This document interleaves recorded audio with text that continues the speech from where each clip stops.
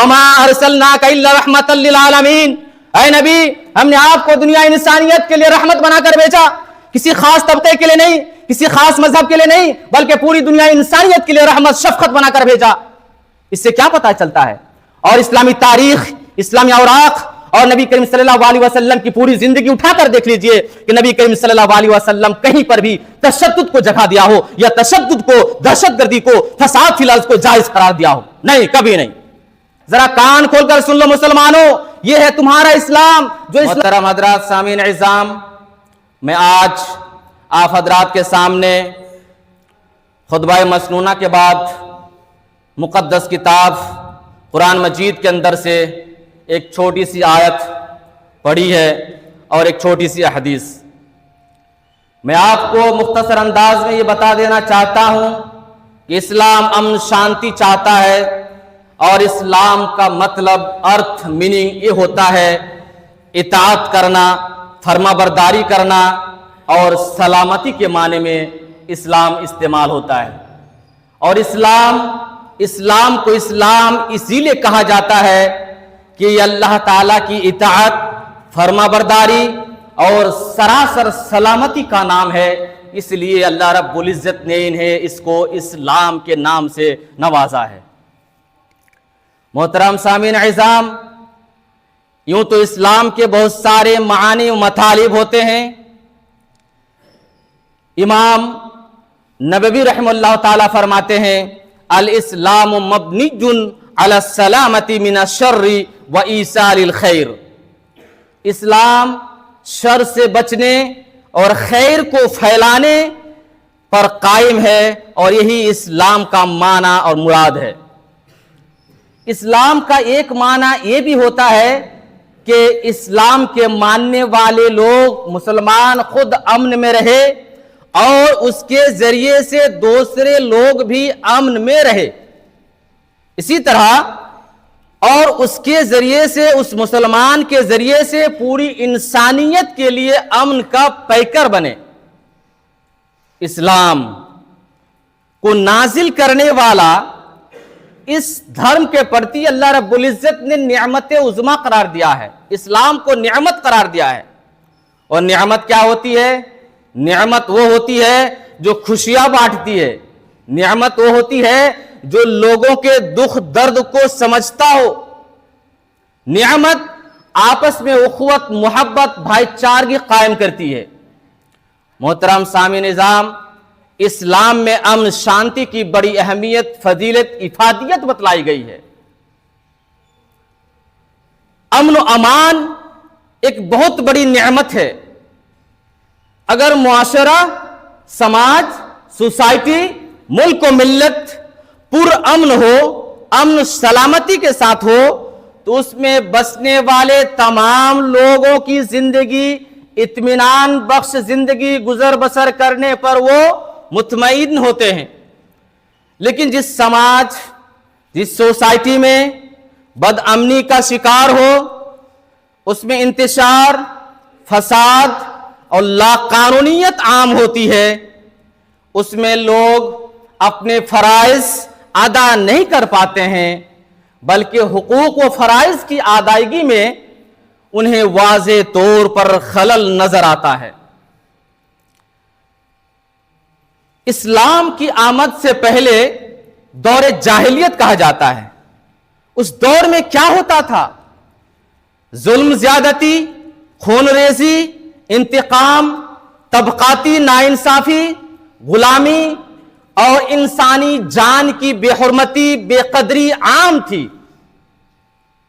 طاقتور کمزوروں کو ستاتے تھے اور اخلاقی اقدار پامال ہو چکی تھی۔ ایسے پرفتن، پرآشوب دور میں اسلام امن، سکون، انسانیت اور عدل کا پیغام لے کر آیا، انسان کو انسانیت کی پاٹھ پڑھایا، انسان کی عزت و تکریم سکھائی، انسانی جان کو محترم قرار دیا اور دنیا کو فتنہ فساد سے نجات کی راہ دکھلائی۔ چنانچہ اسلام ہی وہ مذہب ہے جو ایک انسان کی قتل کو پوری دنیا انسانیت کے قتل کے مترادف قرار دیتا ہے اور ایک انسانی جان کی حفاظت کی صورت میں ساری انسانیت کو زندگی بخشنے کی خوشخبری دی جاتی ہے۔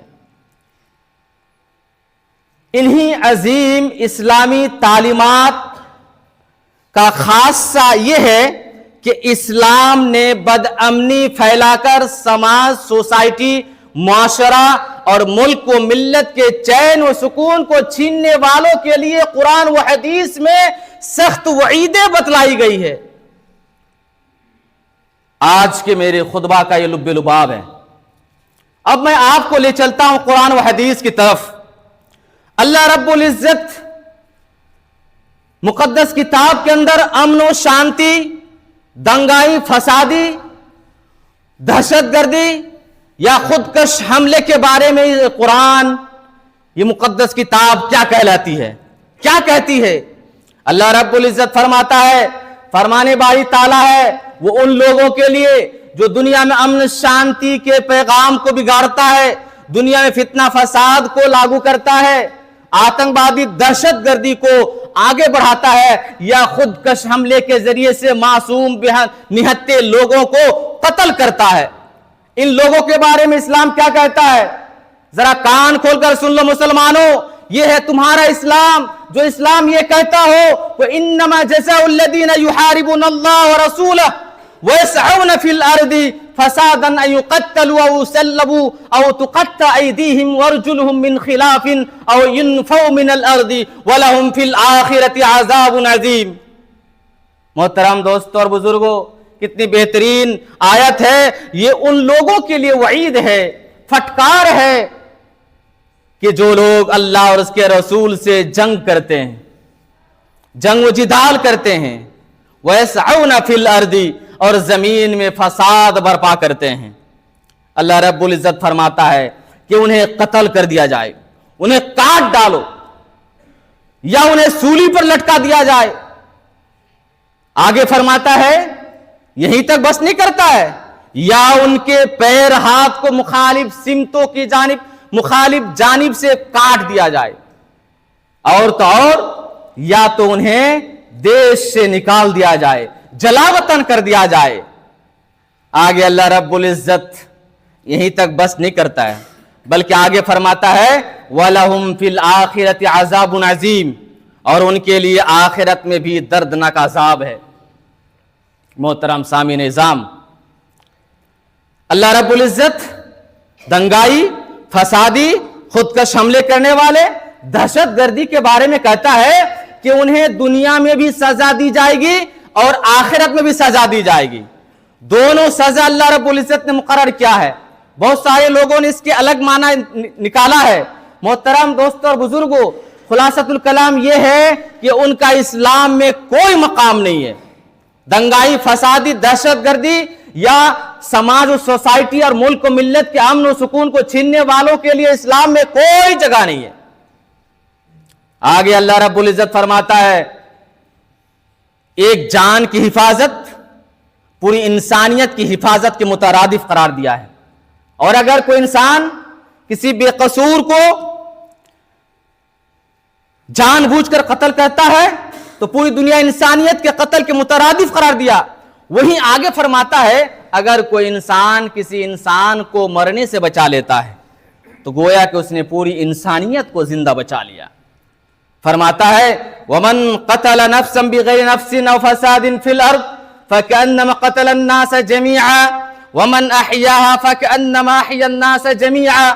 محترم سامع نظام، اللہ کے یہاں انسانی جان کی کتنی قدر و قیمت اور منزلت، عزت و عظمت ہے، یہ آیت ہمیں روز روشن کی طرح عیاں اور بیاں ہو جاتی ہے کہ اسلام میں جان کی کتنی اہمیت اور تکریم بتلائی گئی ہے۔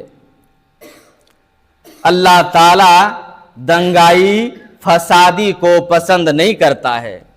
اللہ رب العزت فرماتا ہے، فرمان باری تعالی ہے وَلَا تَبْغِ فِي الْفَسَادِ إِنَّ اللَّهَ لَا يُحِبُّ الْمُفْسِدِينَ، اور دوسری جگہ میں اللہ رب العزت فرماتے وَاللَّهُ لَا يُحِبُّ الْفَسَادِ، کہ تم زمین میں فساد برپا مت کرو. اللہ تعالیٰ فسادی کو پسند نہیں کرتا ہے.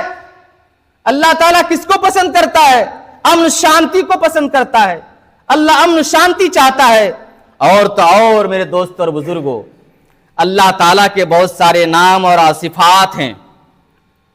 ان صفاتی ناموں میں سے اللہ رب العزت کا ایک صفات ہے السلام.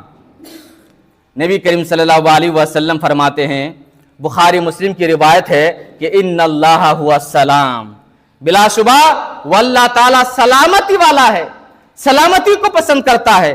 اللہ رب العزت کا فرمان باری تعالیٰ ہے، خود اپنی صفات بیان کرتے ہیں الملک القدوس السلام، کہ وہ اللہ سلامتی والا ہے.